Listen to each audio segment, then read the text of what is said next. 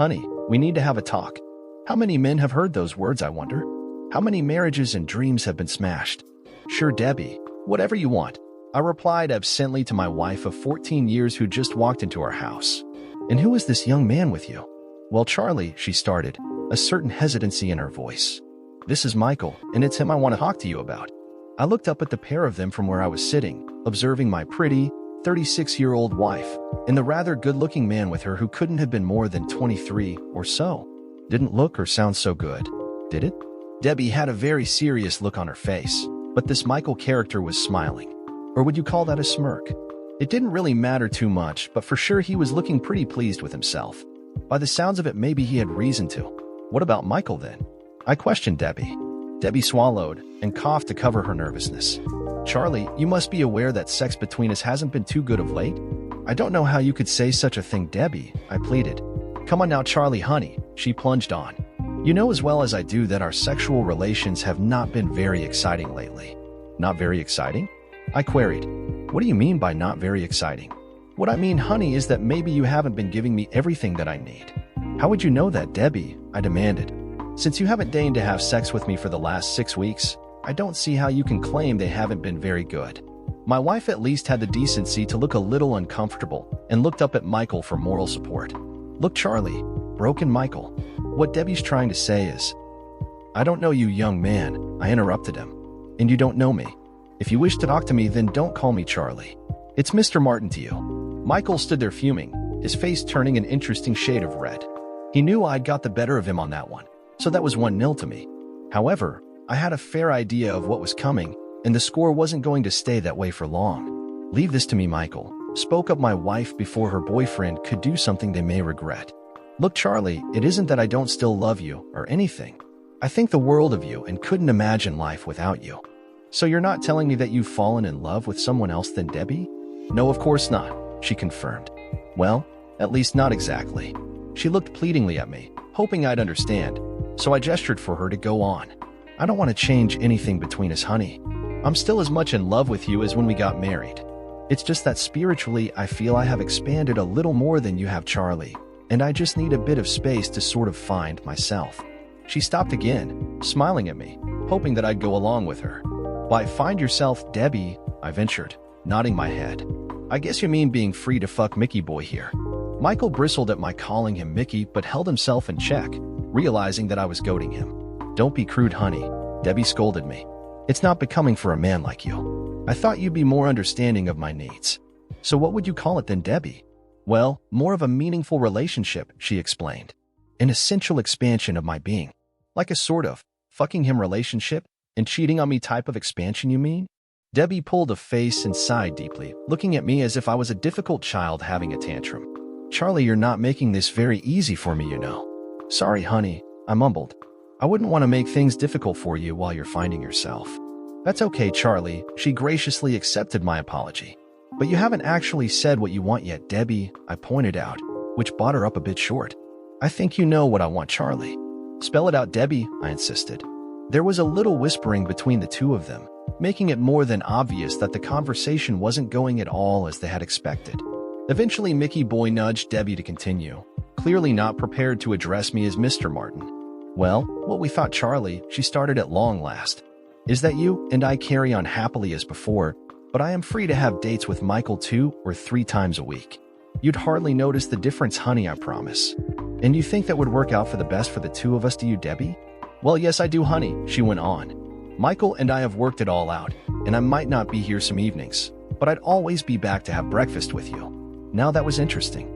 Since it was always me that made breakfast anyway, she wasn't exactly putting herself out, was she? And then you'd be able to find yourself?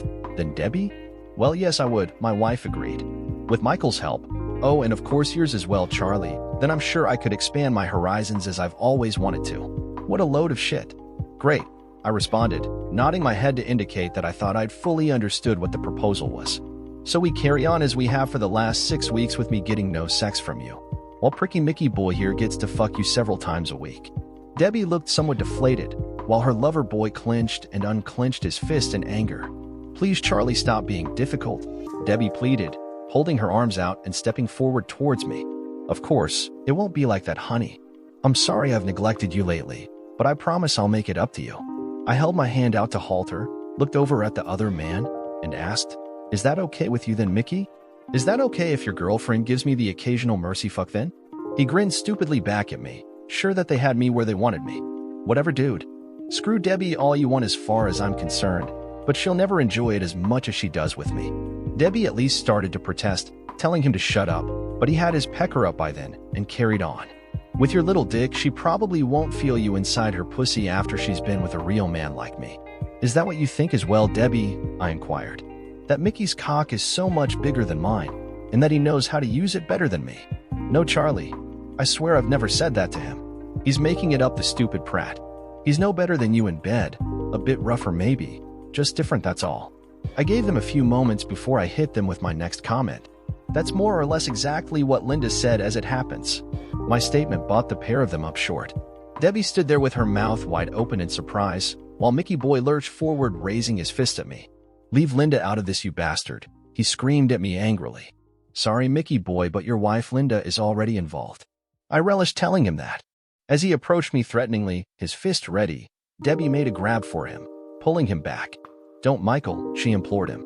"I'll kill the bastard," he retorted loudly. "An old sod like him." "Michael," she said as she held on to him. "Believe me, you stand no chance. If you hit him, you'll regret it." She was right, of course. I may have been 15 years or so older than him, and he may work out in some gym. But I'd worked up to running my own construction firm the hard way, and over the years had learned how to look after myself against some of the hardest men in the trade. He stepped back, thinking twice about it. "Pity. Never mind. Maybe there'd be another opportunity." "Why are you getting Michael's wife into this affair?" my loving wife Debbie asked me at last. "There's no need to involve her." "Not me," I told her.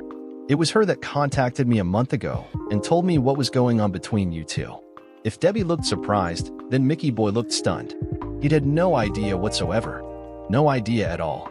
God, this was starting to feel good. 2-0. There was a standoff.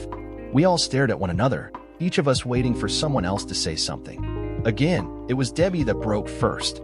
"Are you confessing to me, Charlie, that you've actually had sex with Linda? If you mean have I been making love to her," I delighted in telling her. "Then the answer is yes. It started as a revenge fuck for the two of us about 4 weeks ago, but I'm pleased to tell you that it's become a lot more than that." "You're lying, you bastard," Mickey Boy jumped in with. "My wife wouldn't go to bed with anyone else but me, and especially an old bugger like you." Raising my eyebrows, I glanced over at Debbie, who looked a bit pissed. We were both about the same age, Debbie and I, so what did his comments say about her? Her old cow. "You want proof, Mickey?" I teased him. "You want me to describe her special rose tattoo and exactly where it is? Or would you prefer me to imitate how she cries out, 'Oh yes, oh yes, oh yes,' when she orgasms? If looks could kill, then I'd be long time dead."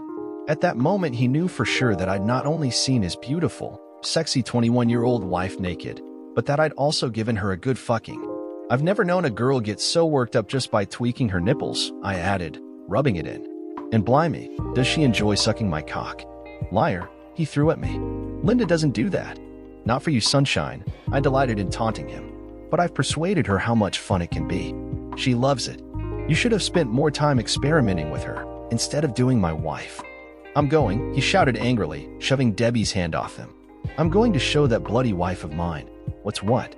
"Hang on, Mickey," I called to him, taking a key from my pocket. "Unless you've got a key like this, then you won't be able to get into the house." "I've got my own key, you bloody idiot," he screamed bad-temperedly. "Not like this one, you haven't," I informed him. "We've had the locks to your house changed." Mickey visibly wilted. I enjoyed that. "Right, I'll be off then," I joyfully informed the pair of them, standing up for the first time. "If you need me, then you know where I'll be." "What about your things, Charlie?" Debbie cried out, the first tears beginning to pour down her cheeks. "You can't just walk out on me, honey." "Oh, but I can, my dear," I informed her. "And everything I want from this house is either already at Linda's house or packed up in my car. Maybe that'll leave you a bit of extra space to expand into, honey." Debbie looked hurriedly round the room we were in, and for the first time noticed a number of my personal things missing. She burst into tears and tried to rush into my arms, but I held her back and calmly told her that she could keep the house and her car, and that my solicitor would be in touch with her about anything else. "But how will I live, Charlie?" she sobbed pitifully. "You've got your part-time job, Debbie," I reminded her. And maybe Mickey here will support you, though it may not be so easy, since Linda's dad will be sacking him tomorrow morning. Walking to the front door, I looked back at the pair of them, noting the difference in their air of dejection compared to how full of confidence they had been just half an hour previously. By Mickey, I called out to him as I left the house. Nice to have met you. By Debbie, thanks for everything and nice to have known you. 3-0, game over. I didn't look back as I closed the door behind me, but as I walked down the path to my car, I could hear the pair of them shouting and screaming at one another. I knew that it would cost me $100,000 or so to get rid of Debbie, but it wasn't the first time she'd been unfaithful to me and my feelings for her were dead. Besides, trading in a 36-year-old, even one still in quite good condition, plus $100,000, for a low-mileage 21-year-old model in pristine, beautiful condition seemed a good deal to me. The fact that she was an animal in bed seemed to have fallen head over heels in love with me, and her dad being a multimillionaire seemed to help quite a bit as well. What a laugh. Dear listener, if you have reached this far, please click on the subscribe button. It will be a great help.